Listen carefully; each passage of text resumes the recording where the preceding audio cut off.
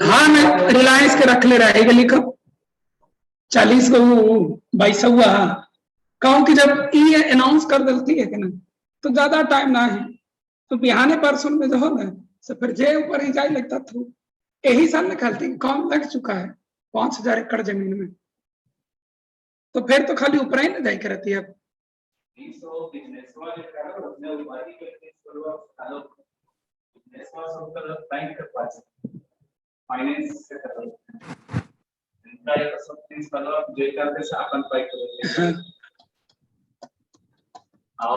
अपन पैसे होई के चाहिए साथ साथ सिखौती है कि हमरा से सीख ले कि सब चीज यही दुगो पहुआ यही दुगो हाथा से करे के चाहिए इस सरकार ना आदमी आने के चाहिए नहीं तो लो ले तो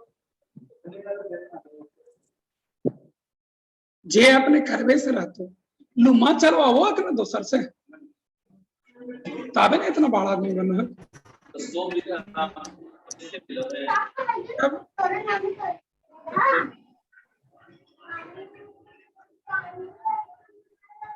करना उसे हमें लगा 5-10 हजार करी तो पहले अपने सामान वाला है करल जे 5-10 हजार के पहले मंगवा कर देख भाई कि कार और कैसे hello good evening to all of you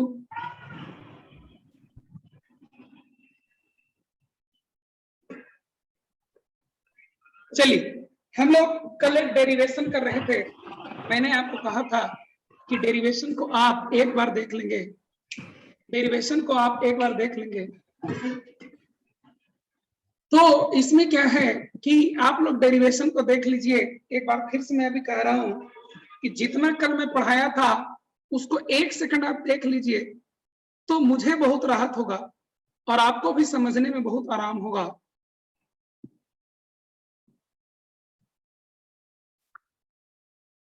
देख लिए आप लोग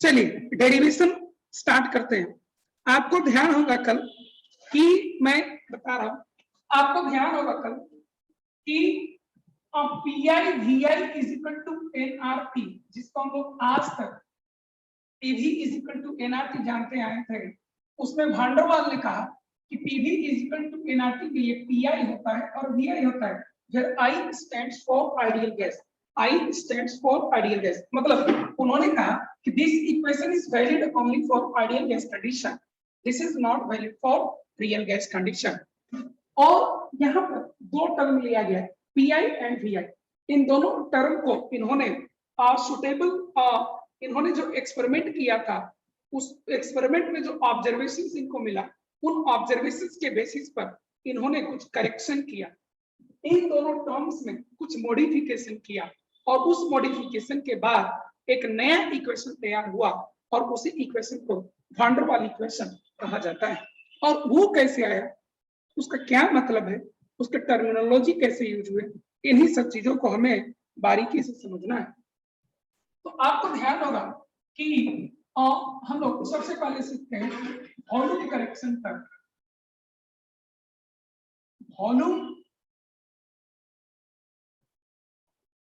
volume correction term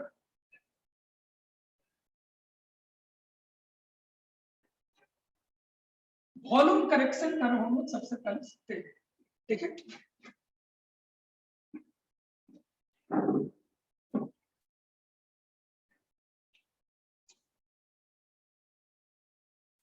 volume correction term तो आपको ध्यान होगा मैंने बताया था कि वी आई क्या होता है वी आई होता है वॉल्यूम ऑफ गैस ध्यान से सीखिएगा volume of gas minus volume of gas minus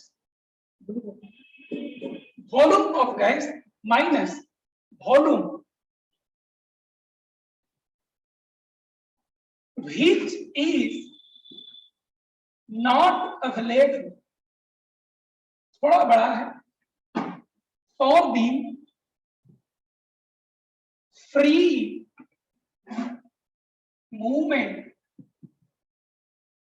of gas molecules.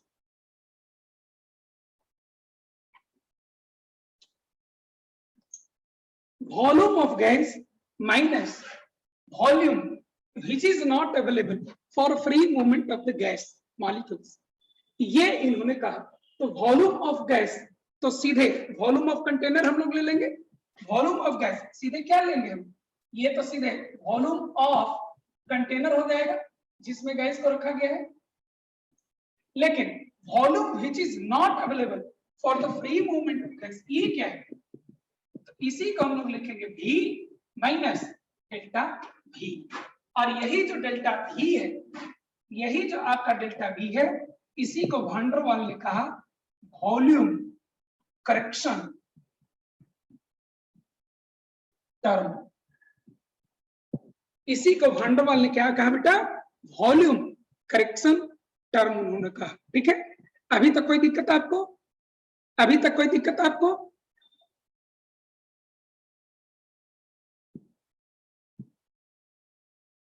नया बैच कब से शुरू हो रहा है? तो 1 जुलाई से जो लोग नया एडमिशन लिए हुए हैं, लेट से एडमिशन लिए हैं, 1 जुलाई से उनके लिए नया बैच शुरू होगा। और भी आपके कोई फ्रेंड वगैरह होंगे, उनको भी बता दीजिएगा, ऑफलाइन क्लासेस स्टार्ट हो जाएगा उस समय से। ठीक है, आप लोग को भी कोचिंग में आकर के ही उस समय से पढ़ना रहेगा। 1 जुलाई याद रखिएगा, 1 जुलाई आपको कोचिंग आकर के ही पढ़ना रहेगा। ठीक है, टाइम वगैरह जो है व्हाट्सएप कर दिया जाएगा आपको, है ना। लेकिन ये मन बना लीजिए कि 1 जुलाई से आपको कोचिंग आने रहेंगे। ठीक है, चलिए। तो delta, what is delta V? Delta V is volume correction term, और लैंग्वेज में कहिए तो volume which is not available for the free movement of gas molecules. ये वही केस है, जैसे सोचिए कि एक, मैं कल ट्रेन वाला एग्जांपल लिया था। ट्रेन पर एक सीट होता है जिस पर 4 लोग को बैठना होता है, माने एक चेयर लगा होता है लंबा सा, और उस पर 4 लोग जनरली बैठते हैं। तो अगर उस पर अकेले आप बैठे हैं तो हिल डुल करके आराम से इधर उधर आप बैठ सकते हैं। लेकिन अगर 2 लोग बैठे हैं तो दूसरा आदमी आपके मूवमेंट को रेस्ट्रिक्ट करता है, वो जहां पर बैठा हुआ है वहां पर आप नहीं जा सकते, है कि नहीं ऐसा? और ऐसा सभी गैस मॉलिक्यूल के लिए ट्रू होता है, ऐसा सभी गैस मॉलिक्यूल के लिए ट्रू होता है। तो वो कौन सा स्पेस है जो एग्जैक्टली गैस मॉलिक्यूल्स को मूवमेंट के लिए अवेलेबल नहीं होता है? इस फील्ड में वैन डर वाल का जो रिसर्च है वो हमें पढ़ना है। इन्होंने क्या कहा, इन्होंने एक टर्म निकाला, excluded volume per molecule. excluded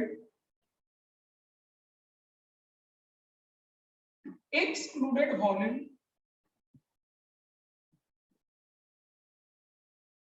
पर मॉलिक्यूल।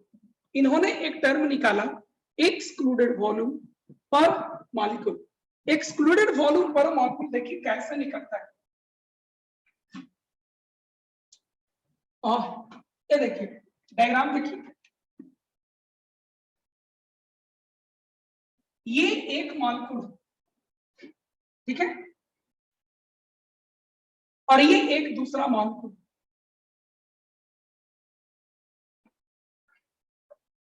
ये एक मॉलिक्यूल है और ये एक दूसरा मॉलिक्यूल है। ये दोनों मॉलिक्यूल एक ही गैस के हैं और ये दोनों मॉलिक्यूल स्फेरिकल है। ये दोनों मॉलिक्यूल एक ही गैस के और दोनों आपको क्या है, स्फेरिकल है।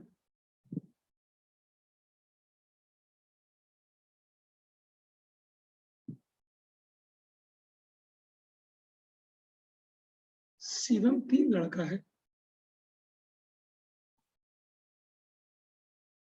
ठीक है। तो एक ही गैस के ये 2 मॉलिक्यूल्स हैं और ये आपस में आकर टकरा रहे हैं। एक ही गैस के 2 मॉलिक्यूल्स हैं और ये आपस में आकर के टकरा रहे हैं, ठीक है। तो हम इस तरह से देखते हैं, एक इस तरह से डायग्राम बनाए, मैं बना रहा हूं।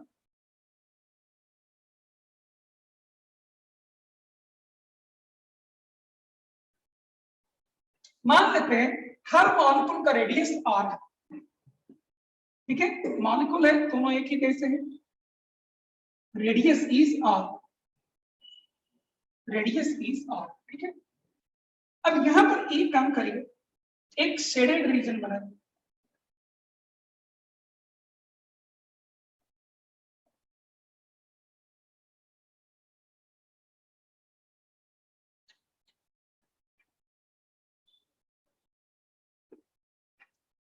ठीक है। यहां पर एक शेडेड रीजन आप तैयार करिए,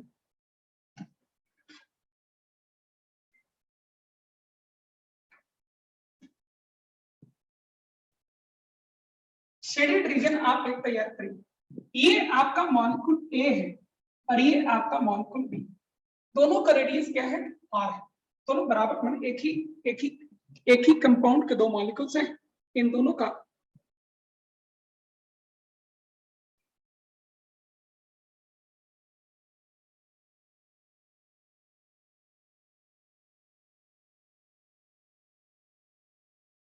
देखिए यहां पर उन्होंने जो कॉन्सेप्ट दिया, यहां पर उन्होंने जो कॉन्सेप्ट दिया, उनका ये कहना था कि अगर ए एंड बी मॉलिक्यूल्स के बीच में, ए एंड बी मॉलिक्यूल्स के बीच में मॉलिक्यूलर कोलिजन को आप कंसीडर करें तो इसका रेडियस अगर r है, ठीक है, इसका रेडियस अगर r है और इसका भी रेडियस r है, तो यहां से लेकर यहां तक कितना हो जाएगा, 2r हो जाएगा। तो 2r रेडियस का एक स्फीयर बना लीजिए, ठीक है, 2r रेडियस का एक कॉन्सेंट्रिक स्फीयर बना लीजिए, इसी के चारों तरफ एक कॉन्सेंट्रिक स्फीयर बना लीजिए जिसका रेडियस कितना है, 2r है। अब ये r है और ये भी r है और ये स्फीयर आपका 2r रेडियस का है। अब एक चीज बताओ, ये कितना भी इससे सटेगा, इस एटम का, इस मॉलिक्यूल का सेंटर कभी भी इस बाउंड्री के अंदर नहीं जा सकता। फिर से सीखिए एक बार, ठीक है, ए एंड बी मॉलिक्यूल जिनका रेडियस इक्वल है, ये आपस में कोलाइड कर रहे हैं। A and B molecules having equal radius are colliding with each other, ठीक है, ठीक है। Construct a sphere of radius 2r, ठीक है, surrounding the sphere A, the molecule A, and it is concentric with the molecule A, ठीक है। और इसमें आप एक चीज देखिए, इसको कितनों भी सटाइएगा, ये r प्लस r रेडियस है, तो ये इसका सरफेस सटेगा, उस समय भी इससे इसका सेंटर 2r डिस्टेंस अलग होगा। कहीं से भी इसको घुमा के लाइएगा, कहीं से भी इसको घुमा के लाइएगा, कभी भी इस मॉलिक्यूल का सेंटर इस बाउंड्री के अंदर नहीं आ पाएगा, क्योंकि r plus r 2r already हो चुका है टच करने के समय में। तो इसका मतलब ये है कि इस बाई मॉलिक्यूलर कोलिजन, यानी दो मॉलिक्यूल के कोलिजन को बाई मॉलिक्यूलर कोलिजन करते हैं, यानी कि इस बाई मॉलिक्यूलर कोलिजन में ये जो रीजन है, इस बाई मॉलिक्यूलर कोलिजन में ये जो रीजन है, ध्यान दीजिएगा, ये जो शेडेड रीजन है उसके अंदर ये मॉलिक्यूल का सेंटर नहीं जा सकता है, ठीक है। यानी कि इस मॉलिक्यूल के लिए, यानी कि इस मॉलिक्यूल के लिए ये वाला स्पेस इसके कारण बेकार हो गया, यानी कि इस मॉलिक्यूल के लिए ये वाला स्पेस फ्री मूवमेंट के लिए अवेलेबल नहीं है। और ये स्पेस क्यों बेकार हुआ इसके लिए, due to presence of molecule A, और इसीलिए इसको कहा गया है एक्सक्लूडेड वॉल्यूम पर मॉलिक्यूल। तो एक्सक्लूडेड वॉल्यूम पर मॉलिक्यूल लिखा जाता है half into 4/3 pi into 2r का होल क्यूब। अब देखिए ये 4/3 पाई इंटू 2r का होल क्यूब कैसे है, इस बड़े वाले शेडेड रीजन के वॉल्यूम होता है 4/3 पाई इंटू रेडियस जो कि 2r का होल क्यूब, और हाफ में इसलिए किया क्योंकि इस बाई मॉलिक्यूलर कोलिजन में दो मॉलिक्यूल्स हैं, ठीक है, तो इसके लिए इसका जगह बर्बाद हुआ, तो इसके लिए इसका भी तो जगह बर्बाद हुआ, तो किसी एक के लिए आधा जगह बर्बाद हुआ, ऐसा उन्होंने वैन डर वाल ने कहा, इसीलिए शुरू में हाफ लगाया गया। पूछिए दिक्कत, ये थोड़ा टेढ़ा है, दिमाग में बैठाइए आप, कुछ दिक्कत हो पूछिए, मैं फिर से बताऊंगा। टेढ़ा है और मैं इसको बदल नहीं सकता हूं, क्योंकि वैन डर वाल ने यही सिखाया। कोई साइंटिस्ट जब रिसर्च देता है तो उसको हम लोग नहीं बदल सकते, उनके डेरिवेशन को भी हम लोग चेंज नहीं कर सकते। तो नोट करिए पहले आप इसको नोट करिए पहले आप, और दिमाग में बैठाइए मैंने जो समझाया है।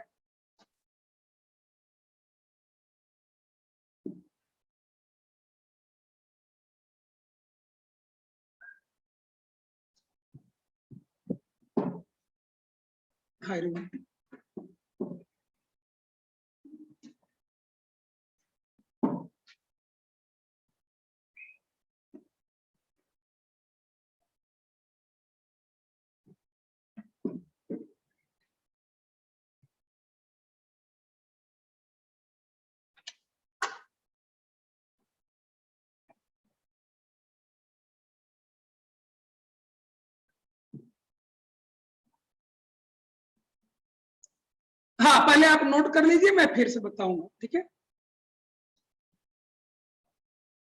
ये थोड़ा टेढ़ा है, लोगों को समझने में दिक्कत होता ही है, सबको होता है।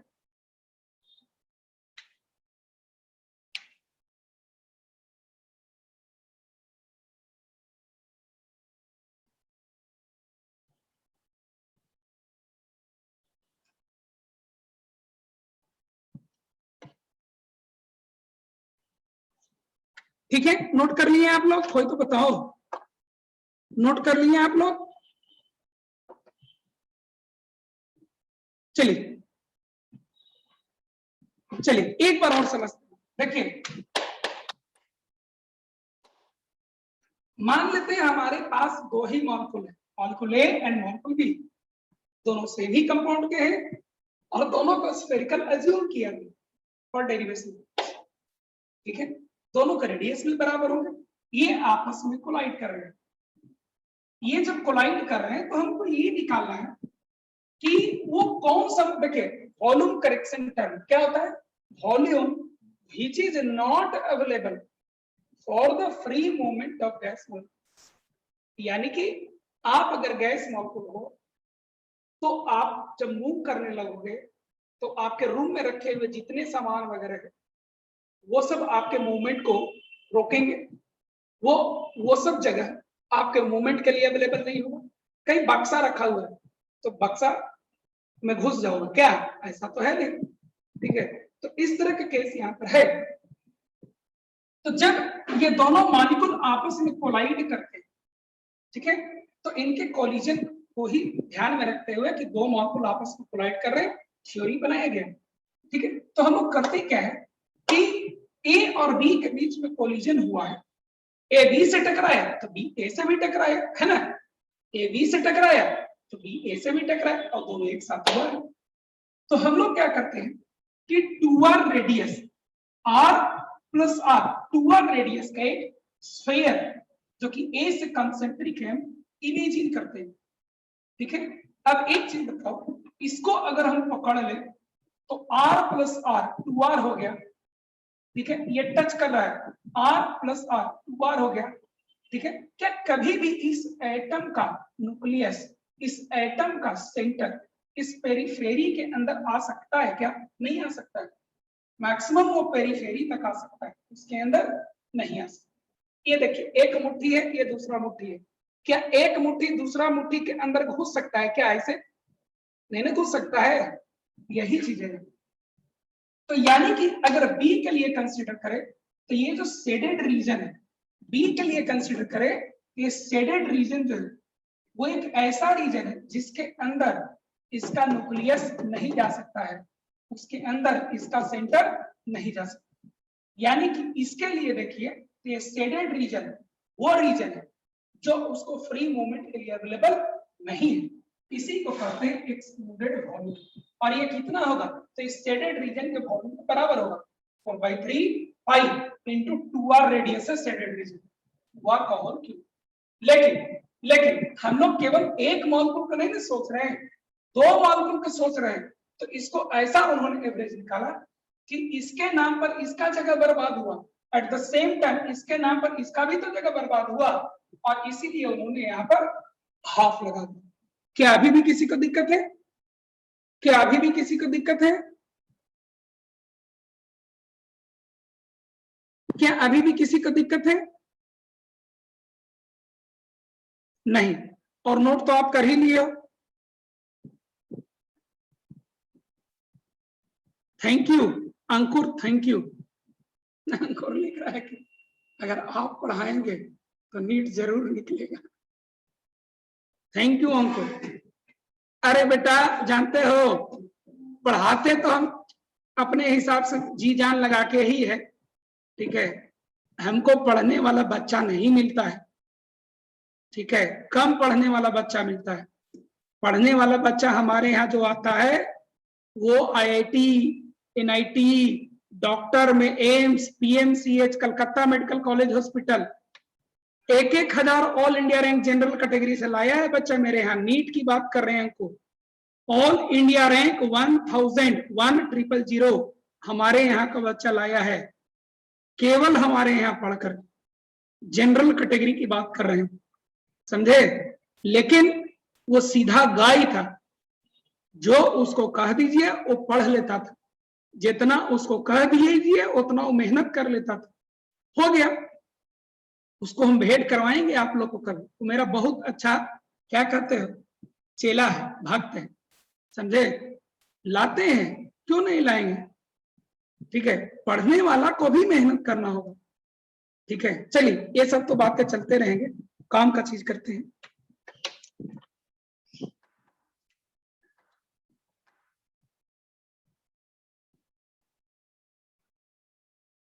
बढ़े आगे, ये नोट कर चुके हैं। तो ये हमें क्या निकला, मैं इस डायग्राम को हटाना चाहूंगा और इसको भी हटाना चाहूंगा, क्योंकि इसका मुझे अब काम नहीं है, मुझे खाली बोर्ड का काम है।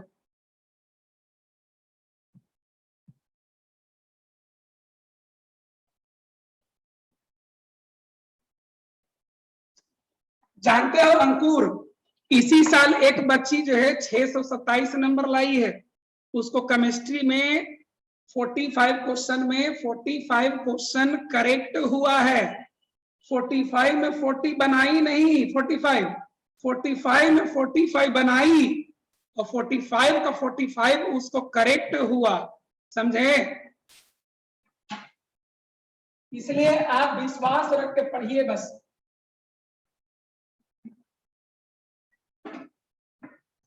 चलिए ये हो गया एक्सक्लूडेड वॉल्यूम पर मॉलिक्यूल। लेकिन हमें जब न्यूमेरिकल सॉल्व करने के लिए दिए जाते हैं तो वहां पर ऐसे दिया जाता है, half mole methane, 2 moles of this gas, यानी वहां मोल का चर्चा होता है, वहां एक मॉलिक्यूल का बात नहीं होता है, समझ रहे हो। और इसी चक्कर में यहाँ पर हमें पर मॉलिक्यूल को थोड़ा सुधारना होगा, ठीक है। इसको थोड़ा सजाते हैं, क्या लिख सकते हैं, ये 2 जो है उसका क्यूब करके बाहर निकाल दीजिए। 2 का क्यूब कितना होता है बेटा, 8 को बाहर निकाल दीजिए। तो इसको लिख, अब उतना मैथमेटिक्स नहीं लिखेंगे, इसको लिख सकते हैं 4 इंटू 4/3 पाई आर क्यूब। देखिए किसी को समझने में दिक्कत, इस स्टेप में किसी को समझने में दिक्कत? अरे ब्रैकेट है रे, मंझला ब्रैकेट जो होता है ना, वो मुझे देने में दिक्कत होता है, नहीं बन पाता है। चलो ये हो गया, ठीक है। अब यहां देखिए आप, ये हो गया क्या, एक्सक्लूडेड वॉल्यूम पर मॉलिक्यूल। यहाँ पर एक चीज देखिए तो 4 इंटू, देखिएगा गौर से, 4/3 पाई आर क्यूब। एक मॉलिक्यूल का वॉल्यूम है ना, जो स्फेरिकल लेकर चले थे, तो इसको लिख सकते हैं वॉल्यूम ऑफ सिंगल मॉलिक्यूल। ये सभी एग्जाम में बहुत आते रहता है कि एक्सक्लूडेड वॉल्यूम। अभी तक हमारे दिमाग में क्या था बेटा? अभी तक हमारे दिमाग में क्या है? अभी तक उस बेंच वाले को एग्जाम्पल हम लेते हैं, जो रेलवे ट्रेन में बोगी में जो बेंच लगा होता है, वहां पर क्या था दिमाग में?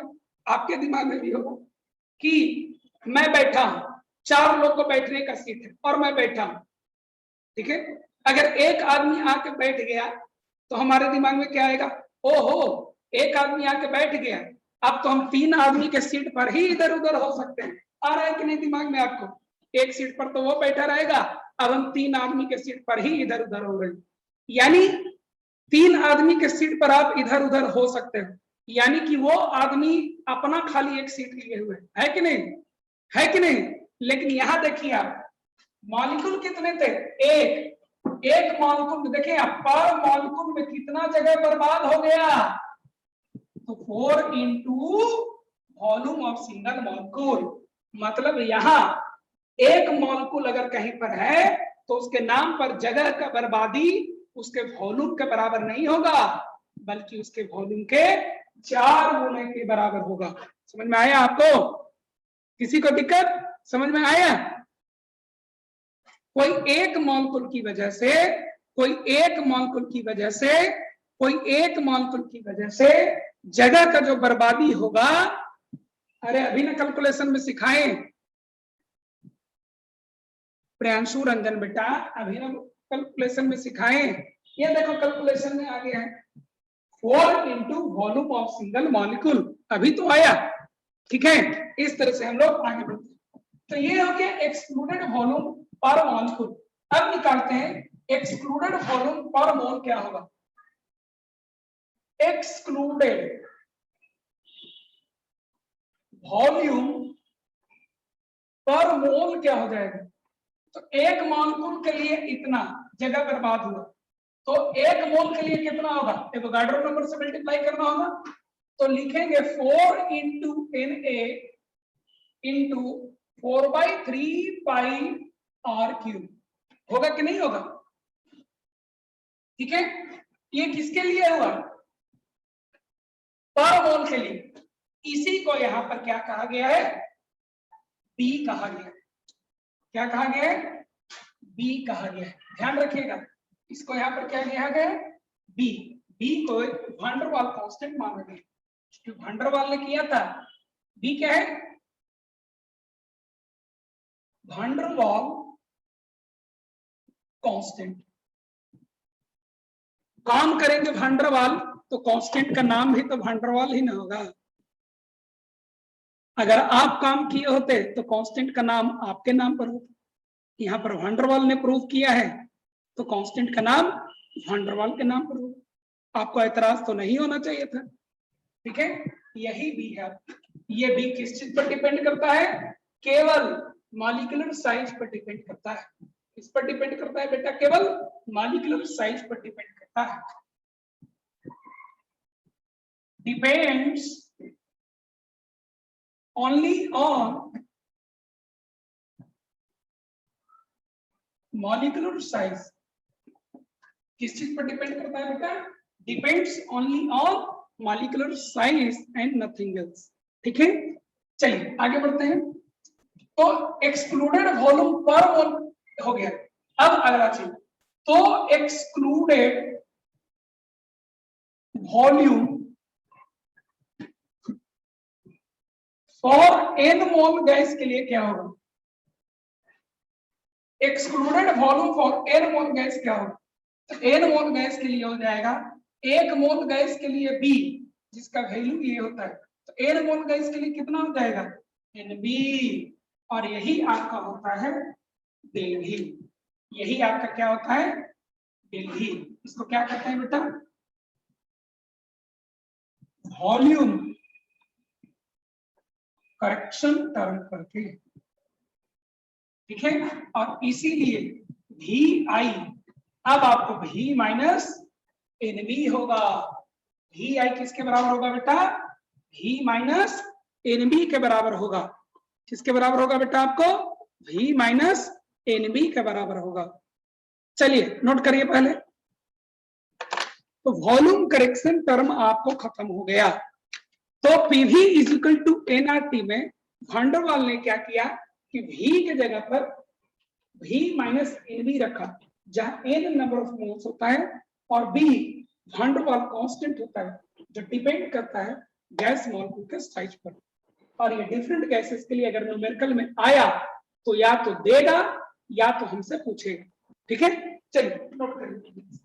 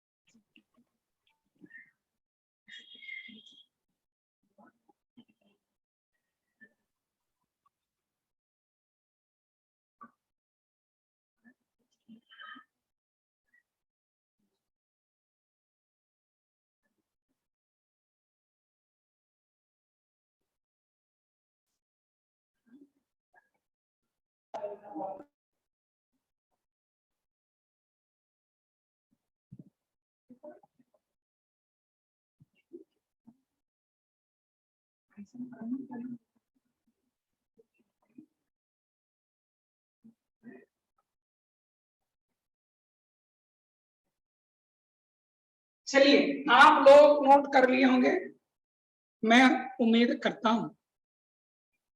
ठीक है, अरे पानी पी रहे थे बेटा, बहुत गर्मी।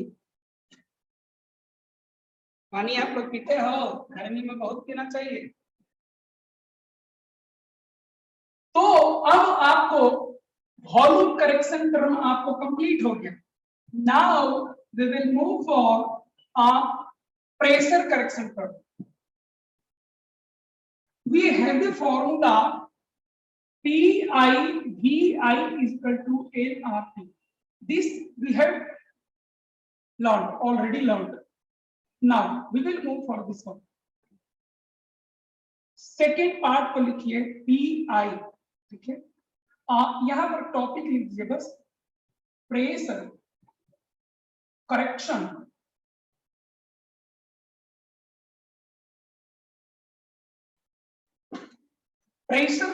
टर्म। ये क्या होता है बेटा? तो इनके अकॉर्डिंग PI जो लिखा जाता है वो रियल गैस का प्रेशर नहीं होता है, बल्कि P प्लस डेल P कुछ होता है। अब P प्लस डेल P होगा कि P माइनस डेल P होगा, ये सब अभी नहीं पता है।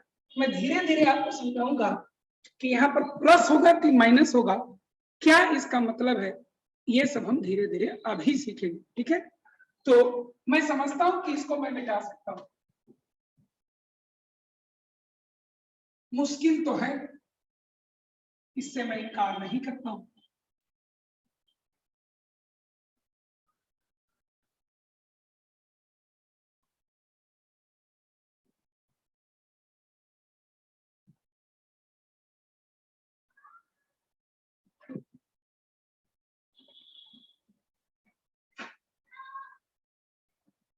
चलिए देखिए, एक थोड़ा डायग्राम को समझिएगा बढ़िया से।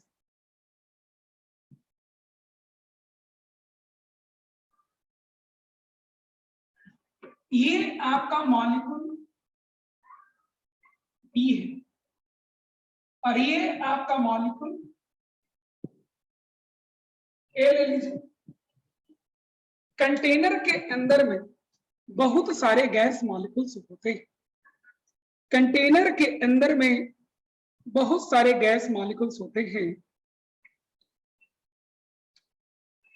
ठीक है, उसमें से 2 मॉलिक्यूल को मैं उठा लिया, थोड़ा समझिएगा बढ़िया से, ठीक है, ठीक है।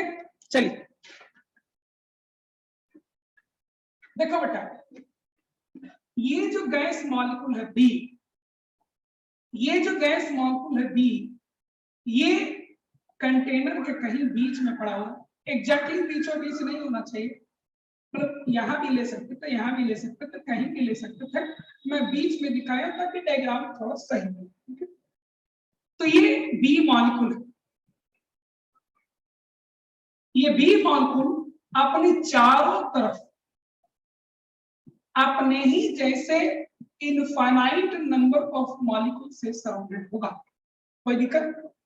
चूंकि इस कंटेनर में बहुत सारे गैस मॉलिक्यूल्स ऑलरेडी प्रेजेंट हैं, तो ये गैस मॉलिक्यूल बी अपने चारों तरफ astronomical number of molecules, similar molecule से सराउंडेड होगा।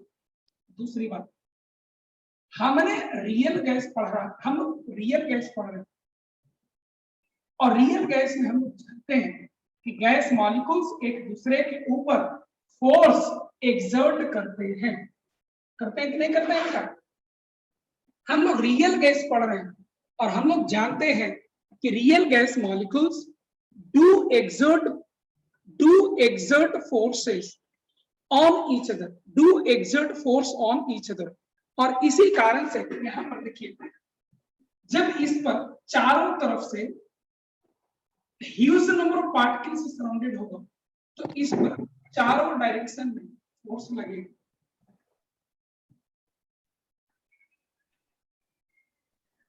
ये सही बात है, किसी एक डायरेक्शन से हल्का सा कम, किसी दूसरे डायरेक्शन से थोड़ा सा ज्यादा, ये सब चलते रहते हैं, ठीक है।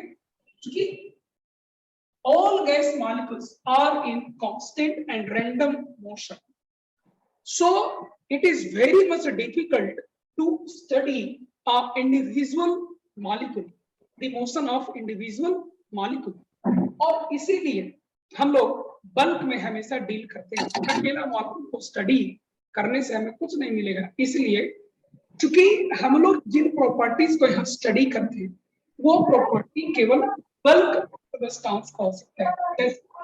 गैस मॉलिक्यूल अकेला है, कितना प्रेशर लगाएगा? कुछ नहीं लगाएगा। गैस मॉलिक्यूल अकेला है, उस गैस का वॉल्यूम कितना होगा? अरे मॉलिक्यूल का वॉल्यूम, गैस का वॉल्यूम क्या होगा? मॉलिक्यूल अकेला है तो उसका वॉल्यूम। तो इंडिविजुअल पार्टिकल हमारे कंसिडरेशन में नहीं है, यहाँ हमारे कंसिडरेशन में है कि ये कंटेनर में गैस दिया हुआ है, ठीक है, उसका गैस का वॉल्यूम क्या होगा, उस गैस का प्रेशर क्या होगा, उस गैस का टेम्परेचर क्या होगा, ये सब चीज हम लोग को, इन सब चीजों को हमें यहाँ पर ध्यान देना रहेगा, ठीक है, इन सब चीजों को हमें ध्यान देना रहता है, ठीक है।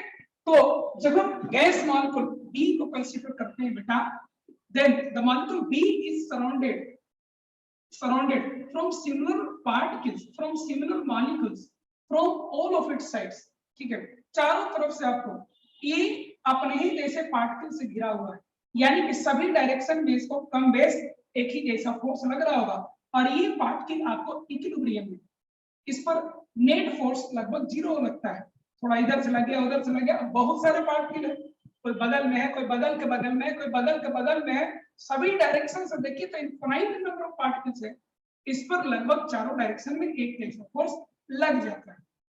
लेकिन जब हम इस मॉलिक्यूल की सोचते हैं, the molecule A which is just about to collide with the wall of the container, the molecule A is just about to collide with the wall of the container, so there will be no other molecule between, there will be no other molecules between the molecule AA and the wall of the container, है ना, मतलब इस molecule और दीवार के बीच में कोई molecule मौजूद नहीं होगा, यानी कि इस मॉलिक्यूल पर, इस मॉलिक्यूल के केवल पीछे ही और मॉलिक्यूल, इस मॉलिक्यूल के ऊपर गैस मॉलिक्यूल हो सकते हैं, नीचे गैस मॉलिक्यूल हो सकते हैं, पीछे गैस मॉलिक्यूल हो सकते हैं, लेकिन इस मॉलिक्यूल के आगे गैस मॉलिक्यूल नहीं होगा। क्यों? क्योंकि ये मॉलिक्यूल जस्ट दीवार से टकराने वाला है, यानी इस मॉलिक्यूल और दीवार के बीच में जगह खाली नहीं है,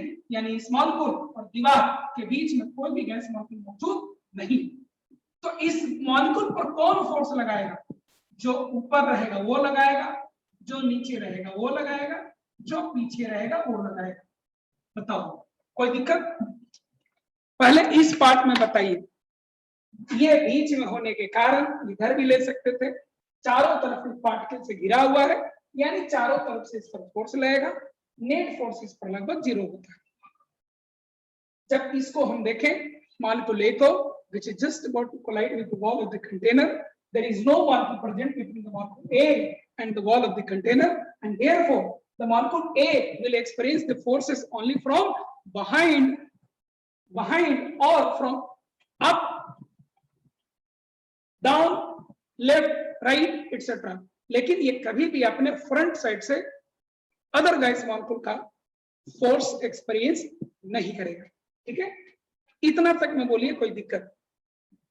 क्योंकि इसी के आगे हमें और चीज सीखना है। इतना तक में बोलिए दिक्कत?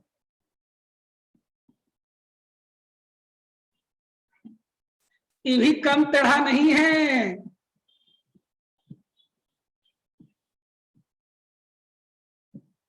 ये भी आपको कम टेढ़ा नहीं है। ठीक है, अब हम आगे डेरिवेशन की तरफ चलते हैं। तो डेरिवेशन के लिए आप सबसे पहले लिखेंगे कि लेट बी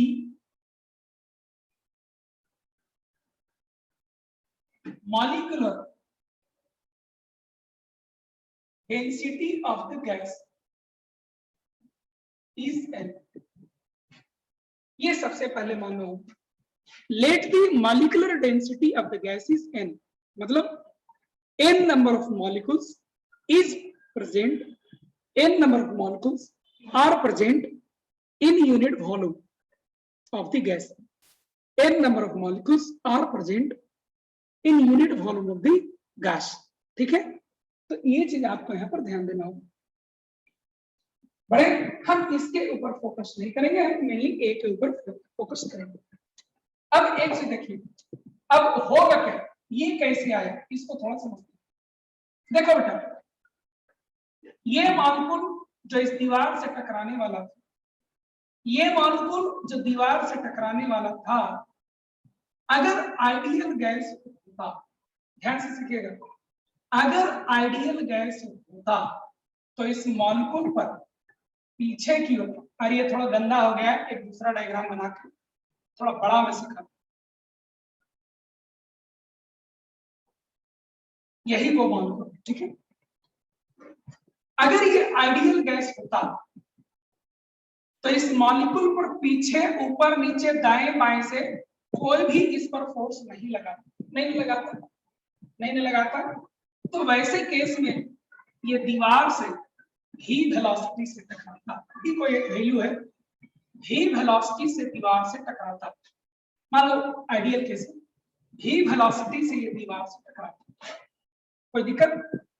ये तब का केस है जब इस गैस मॉलिक्यूल पर पीछे की ओर फोर्स कोई नहीं लगाता, और वो तब होता जब ये आइडियल गैस का केस होता। तो मान लेते हैं कि ये भी फोर्स है, भी वेलोसिटी से ये दीवार से टकराता। लेकिन हकीकत में तो ये रियल गैस है, हकीकत में क्या है, ये तो रियल गैस है। और हकीकत में जब ये रियल गैस है तो इस पर पीछे की ओर ये सब फोर्सेस जरूर लगते रहेंगे। यानी कि अब ये गैस मॉलिक्यूल जो दीवार से टकराने वाला है, उसका वेलोसिटी भी से कम होगा, उसका वेलोसिटी क्या हो जाएगा, डिक्रीज कर जाएगा। उसका वेलोसिटी क्या हो जाएगा, डिक्रीज कर जाएगा। इसको आप ऐसे समझिए कि मान लो मैं कहीं पर खड़ा हूं, ठीक है, और एक मेरा साथी भी वहां पर खड़ा है, मुझे और उसके बीच में किसी बात को लेकर हाथापाई हो गया, मेरे और उसके बीच में किसी बात को लेकर हाथापाई हो गया। ठीक है, अगर हम दोनों को कोई आदमी, चौथा और पांचवा आदमी, अगर कोई हम लोगों को छुड़ाने नहीं आएगा और तुमको बताते हैं, ऐसे जाके खूब हम जोर शोर से लड़ते, तेजी से जाते, जोश से जाते, है ना। लेकिन अगर 4 आदमी वहां मौजूद है, 4 आदमी हमको हाथ गोड़ पकड़ ले, 4 आदमी उसको हाथ गोड़ पकड़ ले और रोकते रहे, अरे मत जाओ मारने, अरे मत जाओ मारने, तो क्या मैं तभी उसको उतना ही जोर से मारूंगा? नहीं, अब मैं थोड़ा धीमे से मारूंगा, क्योंकि लोगों ने हमारे हाथ बांध रखे हैं, पकड़ रखे हैं, रोक रहे हैं, है ना। एग्जैक्टली यहां पर होता है, एग्जैक्टली यही चीज यहां पर आपको करना है, ठीक है। ये देखिए, अगर ये आइडियल गैस होता तो ये फ्रीली भी वेलोसिटी से चलता और दीवार से टकरा जाता, लेकिन ये रियल गैस है, और रियल गैस में इस पर नेट बैकवर्ड डायरेक्शन में इस पर फोर्स रहेगा। रियल गैस होने के नाते इस मॉलिक्यूल पर बैकवर्ड डायरेक्शन में फोर्स रहेगा, और जब इस पर बैकवर्ड डायरेक्शन